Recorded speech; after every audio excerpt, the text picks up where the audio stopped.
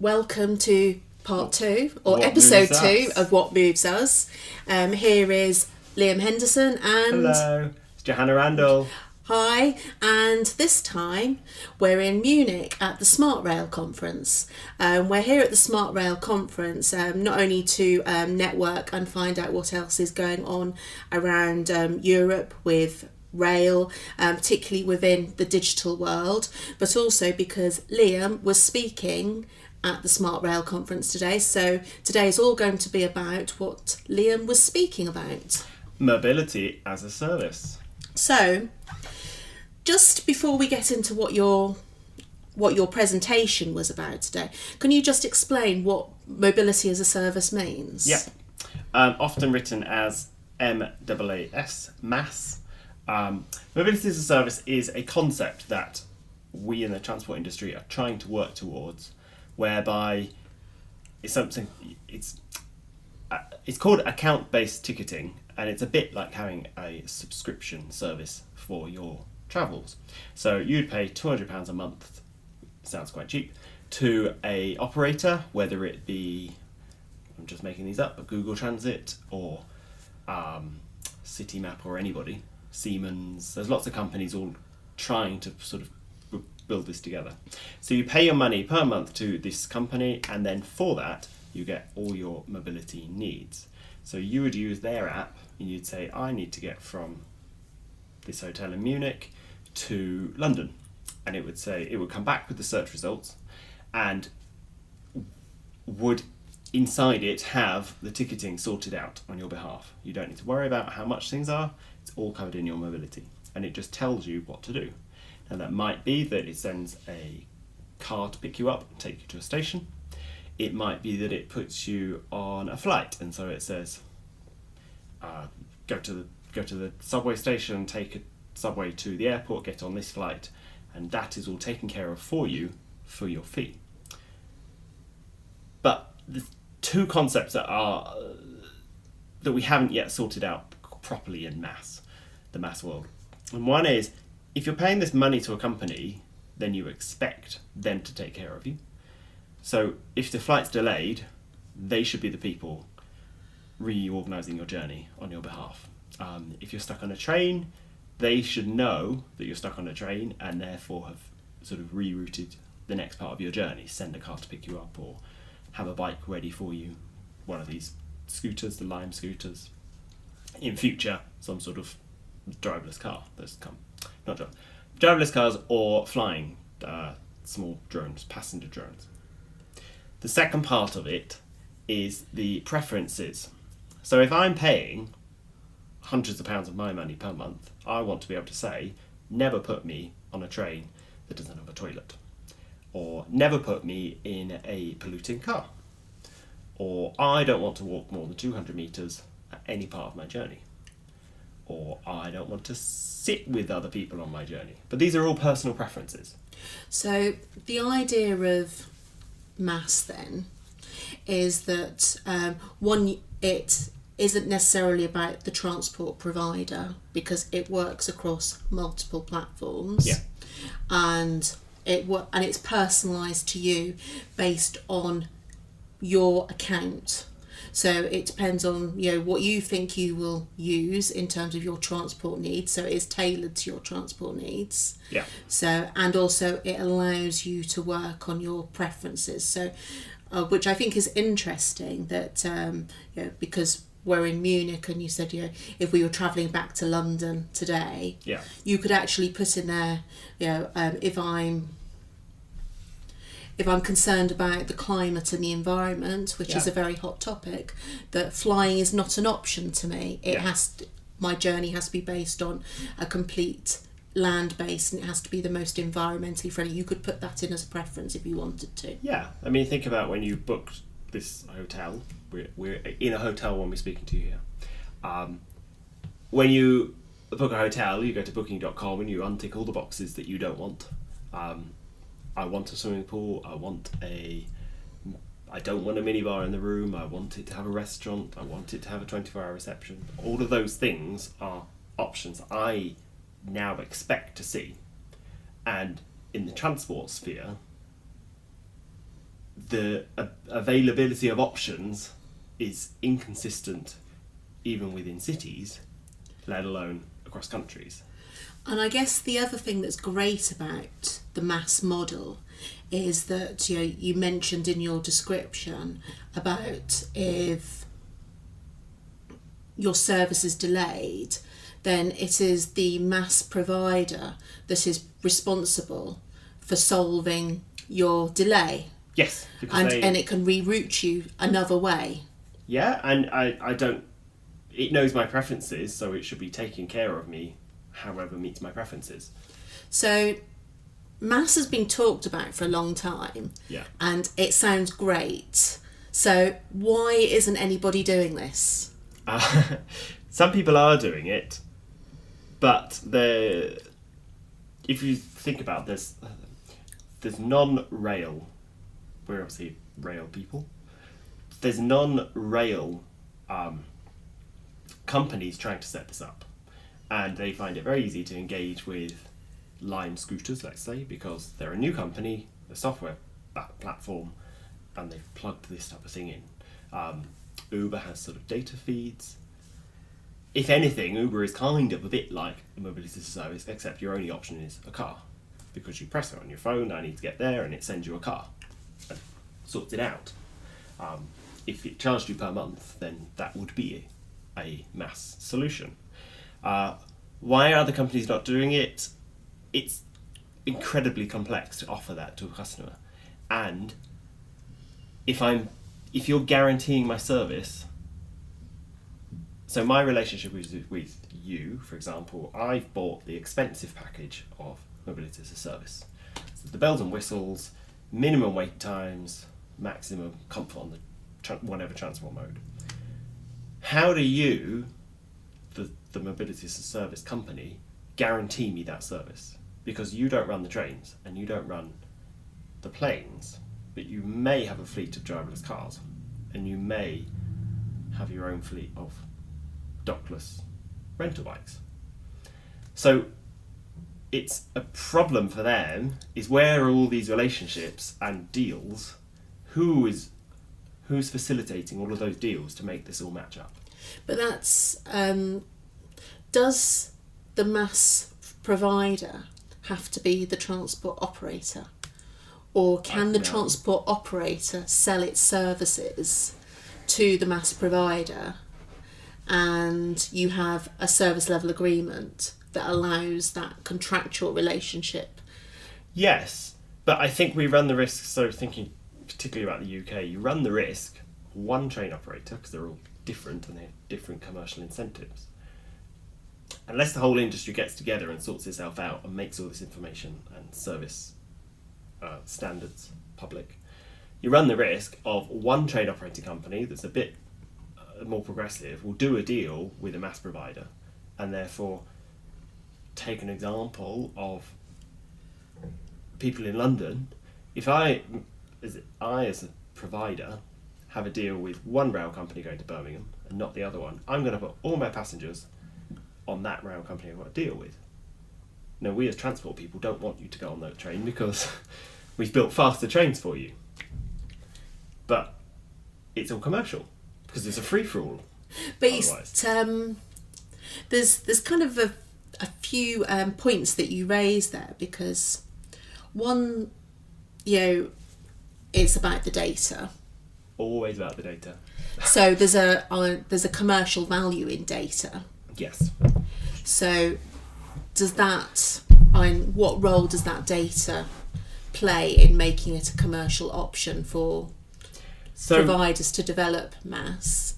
Okay, so going back a few steps then, this was what I hope I conveyed this earlier on in the presentation, but for me to give you all my preferences about the type of seat I want, the type of power socket I want, the fact that there needed to be a USB power socket, the fact that I want to see out the window, the algorithm in the MaaS system has to be able to see whether the service offers those things.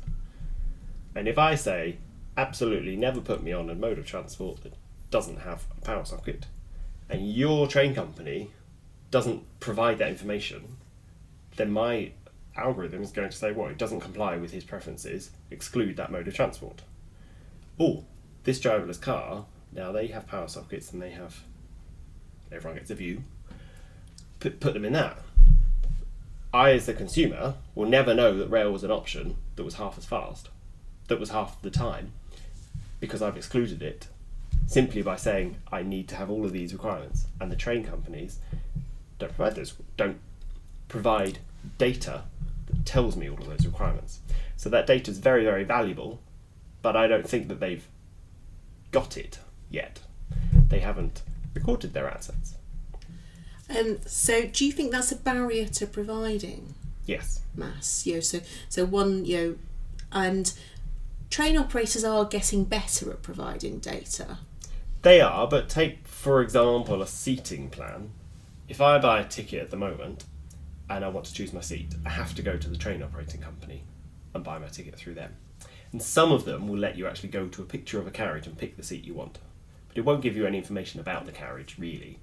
It will just say there's a plug socket, and it might sort of try and show you whether you can see out the window. But if you buy from a third-party retailer, they can't see that information, so they can just make a request to book a seat, and you get reserved whatever seat you get given. You then can't change it. But for number one, that information needs to be provided in a feed to the retailers, but also it needs to go in a feed that's consistent across all train companies. So all train companies, if they say they have a power socket, it needs to say it's a USB one or it's a plug. And that consistency, when you're talking about needs within the train, is difficult because you have different types of service. Because when you're talking about providing, I can book a seat, I can get a window, and you very much think of those. I'm going to call them luxuries, but they're not really luxuries. But you tend to associate them with long distance intercity style operators, because you can't book a seat on Thameslink. I mean, you can buy an advance purchase ticket, but you can't, even though you may be travelling Brighton to Cambridge now, because they go all the way through, you cannot book a seat. You're just buying your journey. And I think, just to refer to another presentation that we heard today from the Rail Delivery Group and Robert Nisbet, was that he was talking about the recent fares review, and about how we need to look at the regulation of fares, because it hasn't really changed since privatisation in 1997. And I think the internet was a thing, but it was very early days, and our ticketing is still based on a paper-based system. But but it's kind of in the name of mobility as a service. In what are you selling me? But I think when you look at the rail settlement plan and the national conditions of rail carriage, it's selling you a journey, not a seat.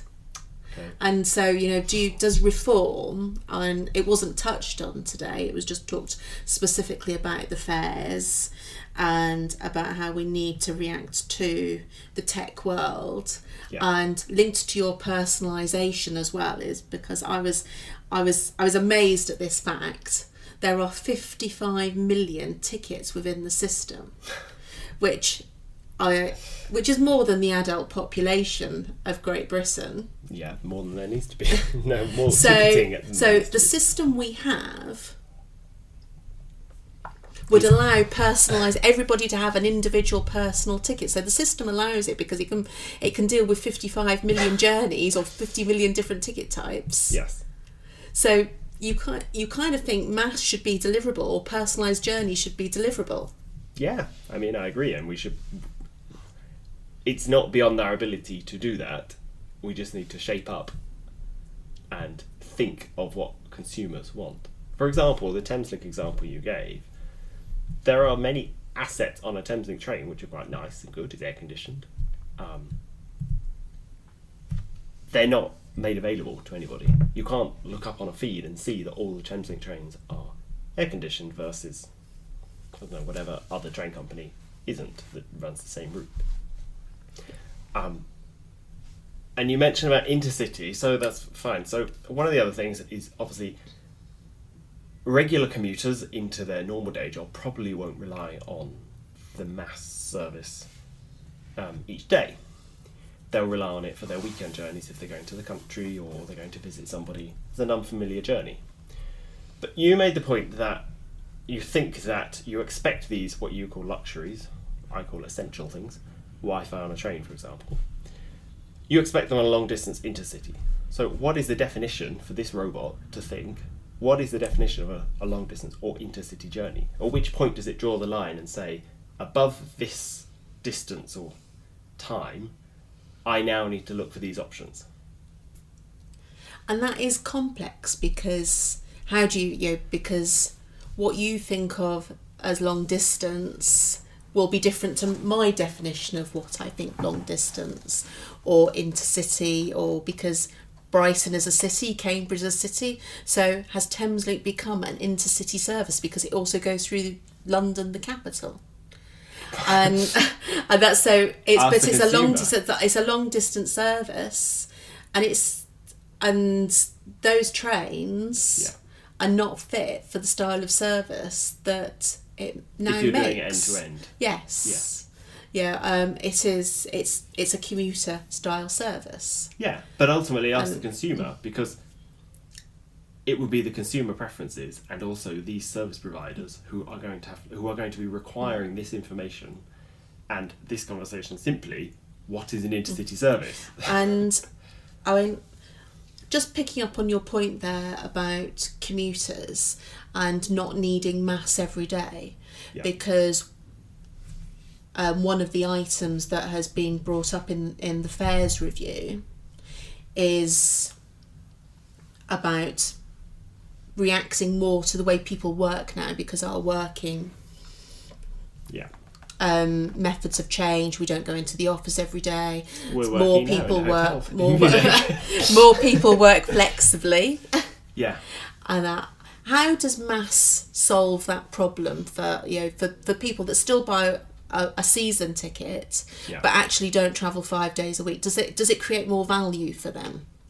Well, yes, because it might not. It might be that based on your preferences, commuting by rail is not the best option for you. If you're going in 2 days a week and it's really cheap to get a coach in for those 2, why would it not tell you to get a coach? Unless you've excluded coaches from your preferences. But it's ultimate personalised journey. And that is the complex issue, isn't it? Because coach may be cheaper, but I value my time. Because I think in UK, Oxford has a very good coach service into the centre of London, because it's efficient, because the road is quick into the centre of London. So they've picked up a demand where it may take a little bit longer, but you get a nice comfy seat. They have Wi-Fi on the coach. I think they give you a cup of coffee or something on it. I think and you can choose to work or you can relax, and it's met a need. And I think I think that's interesting, as opposed to maybe Great Western, where they're in overcapacity. So you can choose to be faster, but you may have to stand. Yeah, but that's your choice. Yes. You have an option there. Equally, the Oxford, you also have another train, Chiltern, that goes another route. They advertise different aspects of the journey. So I didn't bring it up earlier because I wanted to bring, when you were talking about the difference between if I had a commercial deal with a particular operator as a MaaS provider. Yeah. Because do you think there's a danger that based on my own personal affordability, that you create a new type of two-tier system, those that can afford it and those that can't get the poorer service? There's kind of a two-phase bit there. So in the shorter term, based on our current fares and ticketing, it's quite easy for the MaaS provider to go to one of the companies going to Birmingham and say, give me all your advance tickets and I'll distribute them to my consumers, or sell me the tickets at your advanced rate fixed. They have to use your service, but we'll take the risk of whether we then pass on a bit like a package tour holiday. They will buy all the tickets and then assume that they'll fill them with their consumers. So in the short term, it actually could be cheaper for some people.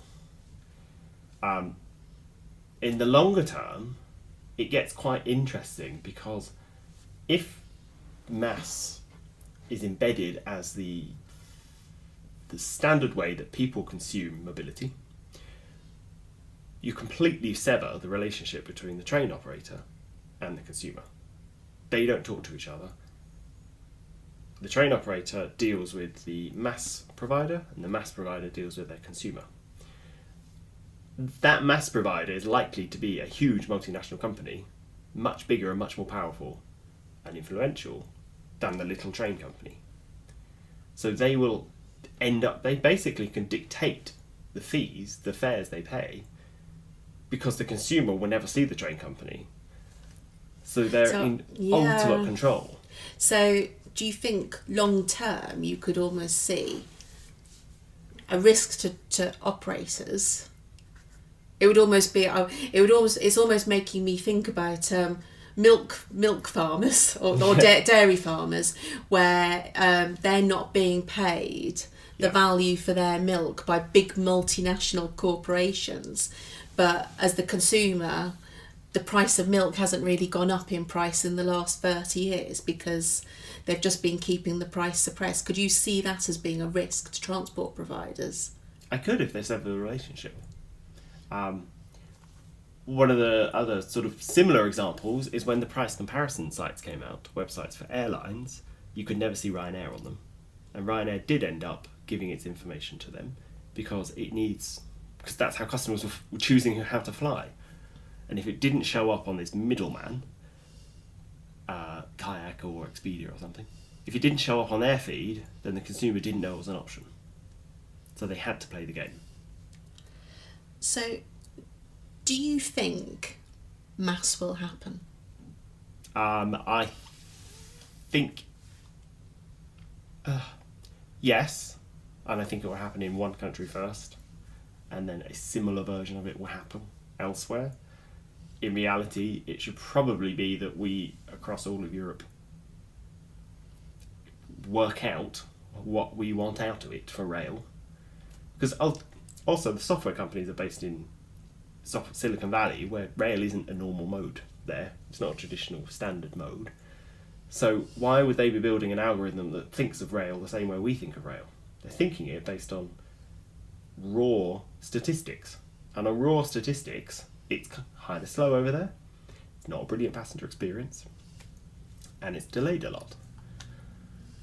But in the Silicon Valley, though, they are applying the model more to road transport, aren't they?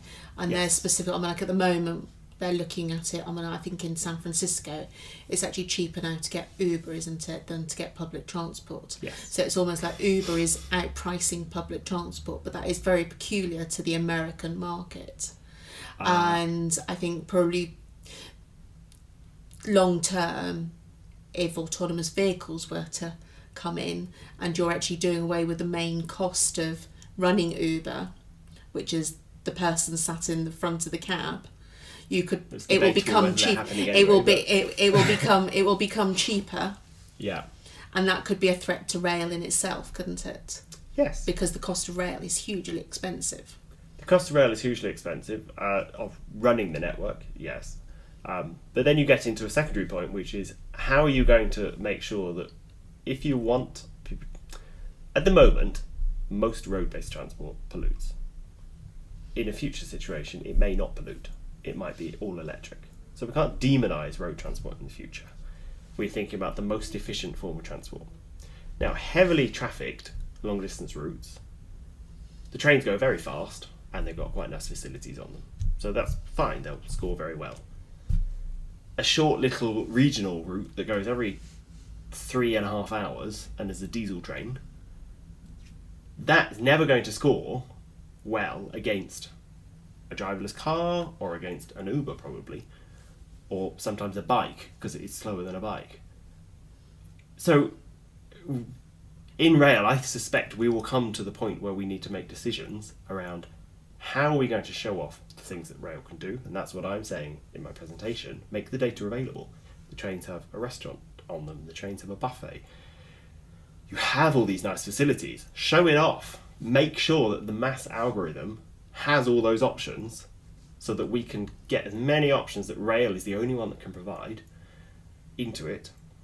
And then you're left with, well, lots of these rural routes. When you score them against other modes transparently, will a MaaS provider ever put anybody on these modes? So I think there are lots of threats here. Yes. But I think there's also lots of opportunities. There is. Rail is great and for specific journeys.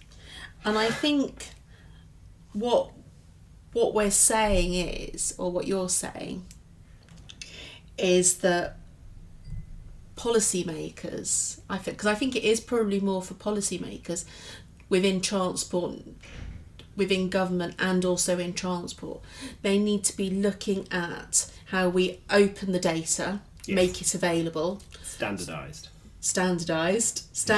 open data, so that MaaS providers can start looking at it and making this information publicly available, yeah, across Europe, not just the UK. Well, if we're doing through journeys, then we probably also need to cooperate more across and work out who is best for delivering that part of the journey. Yes. And that would be beneficial to... Well, if you leave it to an algorithm, it's going to give you the most efficient based on your preferences, which might not be what we think. So it might not be what we think in terms of we want everyone to use trains. But I think it's also interesting as well, the whole preference things, because just because we always say we want something, yeah, doesn't always necessarily mean that is actually what, or not so much not that we always want something. Just because we say we need something. Are you about to say people don't know what they want? No, I'm not actually. It's the reason why I mention it is because sometimes we say we want something, yeah, but it's always not necessarily what we need. And yeah, I'm going to take an example from a discussion we were having earlier, from Start the Week and yeah, gym membership, because one of the companies that was involved in this programme was from Pure Gym, yeah, and they do not have swimming pools. And apparently research shows that if you were to ask somebody what they want when they join a gym, yeah, 9 out of 10 people will say a swimming pool. Yeah. In reality, only 1 in 10 gym users use the swimming pool at a gym. Yeah. And swimming pools are hugely expensive to operate. Yeah. You know, because they have chlorine, they have maintenance, and lots of maintenance costs. So they made, based on that data, they decided not to have pools. And I guess that's the thing, is I may say... You just used the magic word there, they use data. They use data, yes. but that's, it is, I may say I want the fastest journey. Yeah. But actually in reality I want the cheapest, or vice versa. So that would be a MaaS provider at the moment, because we're on a free-for-all, we're heading towards a free-for-all. The MaaS provider will be using data to work out those things, and they can put boxes in, or they can put like what do you call them, where you move the dial up and down, how important is this thing to you, and they can make the trade-offs in their system. But the very fact that you're having this conversation, I don't think this conversation is happening in the policy development departments. So what's the answer?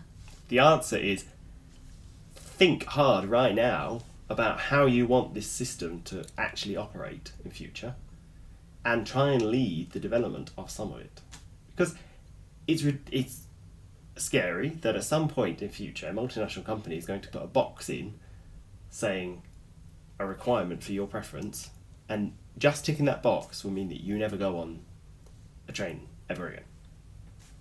So I think in our second podcast, Yeah. we've explored some interesting issues. I have 2 questions to throw back at you. Oh.